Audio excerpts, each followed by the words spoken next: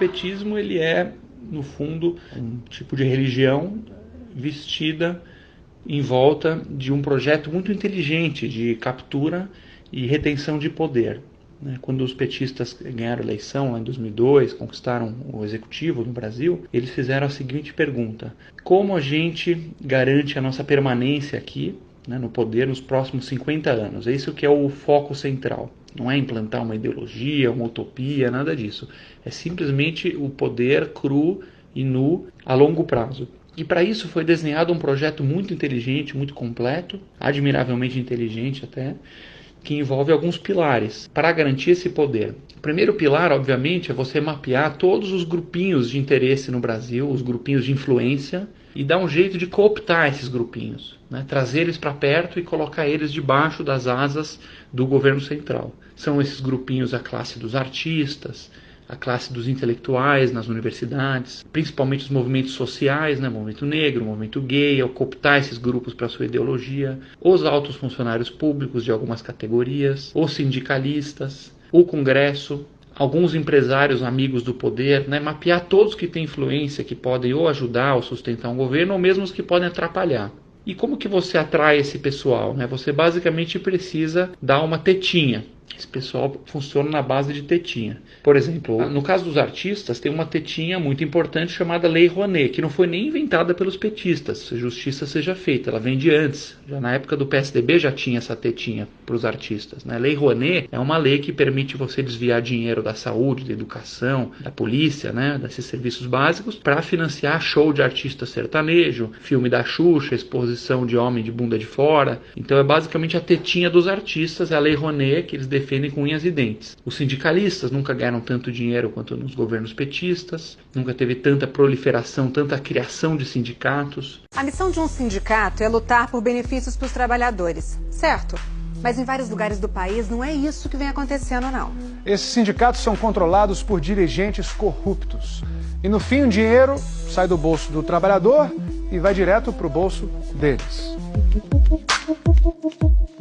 Você teve um mensalão em que o governo simplesmente desviou recursos para pagar mesadas para os deputados, para o deputado dar sustentação para o governo. Foi desenhado toda uma rede aí de marionetes que o governo central conseguia ir manipulando esses grupinhos através das tetinhas. Agora, como é que você paga isso tudo? Aí vem o segundo pilar, do qual o Odebrecht é muito, muito importante. Ele é um ponto central. Você precisa escolher alguns vencedores na economia, Você precisa praticar aí um capitalismo que é completamente diferente do capitalismo real. O capitalismo real ele é o capitalismo de livre mercado, em que você tem igualdade de condições, você tem igualdade de direitos e de regras, e as empresas têm que entrar para competir de forma feroz, Para baixar custo, para melhorar os produtos, e que não tem preferidos. O capitalismo, na essência, ele não pode gerar preferidos. E aqui era o capitalismo de compadres. É exatamente o oposto que foi praticado no Brasil, aí não só pelo petismo, mas sim por várias décadas antes, em que você escolhe os amiguinhos do poder, como por exemplo a Odebrecht, ele é um exemplo do capitalismo de compadre. O ex-presidente da Odebrecht, Marcelo Odebrecht, afirmou hoje em depoimento ao juiz Sérgio Moro que a empresa mantinha um funcionário responsável pelo pagamento de propinas desde 1990. E aí para esses amiguinhos você dá dinheiro quase de graça do BNDES, você dá contratos públicos para eles atenderem as estatais, que foi o caso do Petrolão. Você vai dando favorecimentos para esses caras irem ganhando o jogo e ganhando muito dinheiro, muitos bilhões e bilhões e bilhões, e isso vai voltando para o partidão na forma de propina. Esse é exatamente o caso do famoso Petrolão, em que várias empresas, inclusive a Odebrecht, estiveram no centro. Funcionava assim. Partidos políticos aliados ao governo, PP, PMDB e PT, indicavam diretores para ocupar cargos na Petrobras, nas diretorias de abastecimento, de serviços, de exploração e produção, internacional e de gás e energia. Os diretores e o doleiro negociavam com diretores de empreiteiras o percentual da propina. Em troca, as empresas conseguiam os contratos. A propina saía dos cofres das empreiteiras e era distribuída aos diretores da Petrobras, a políticos e ao doleiro Alberto Youssef.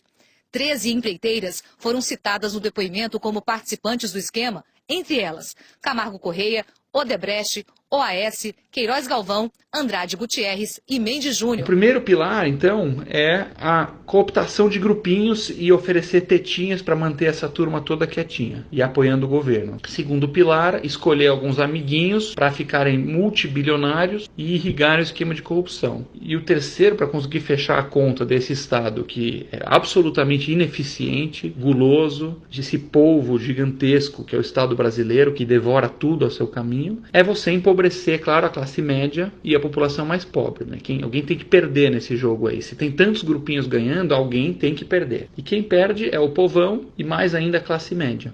Essa é a equação aí que fecha dessa forma. Um Estado cada vez mais inchado, em que você vai dando os cargos, dando as verbas, ele vai engordando, vai deixando toda a companheirada feliz, vai deixando o funcionalismo feliz, vai deixando os empresários amigos felizes, e o povão continua na miséria e na ignorância. Você tem um exemplo, por exemplo, Bolsa Família, um programa muito bem desenhado, aliás, um programa bacana, porém há de se levar em conta que o Bolsa Família, ele entrega cerca de 30 bilhões de reais ano para o povão. Só que esse mesmo povão que recebe os 30 bilhões ano do Bolsa Família, paga de imposto escondido nos produtos 150 bilhões, é 1 para 5. Ou seja, aquela família humilde que recebeu R$1 de Bolsa Família, que está feliz, grata, apoiando o petismo, essa mesma família não sabe que ela está pagando R$5 em imposto escondido no remédio da vovó, em imposto escondido no sabonete, na lata de milho. É um esquema muito bem desenhado, em que você tem a ilusão de estar ajudando o povo, mas ao mesmo tempo cobrando uma carga muito maior. E por fim, o perdedor é a classe média. Aí é preto no branco. A classe média é o verdadeiro grupo de escravos do Brasil. Se você quiser resumir o Brasil em uma frase, é basicamente um sistema político que escraviza a classe média e alimenta as tetinhas dos grupinhos. Isso é o Brasil. Você, como classe média no Brasil, você faz um péssimo negócio. Péssimo. Você trabalha muito mais que no mundo desenvolvido. Você sofre muito mais com violência. Você sofre muito mais com estresse, você passa horas no trânsito para chegar no seu trabalho, num lugar violento, e você recebe zero em troca. Um governo inchado, gordo, ineficiente. Enquanto a classe média ficar dormindo, as tetinhas vão ser o verdadeiro governante do Brasil e os líderes que organizam as tetinhas. Essa é a luta agora. A classe média, junto com o povo, tomando consciência, dando a sua voz nas ruas, dando a sua voz na urna, dizendo não para as tetinhas, não aos grupinhos, não aos tratamentos privilegiados, e aí retomando o Brasil a quem o Brasil deveria pertencer de verdade. Somos nós, os cidadãos comuns.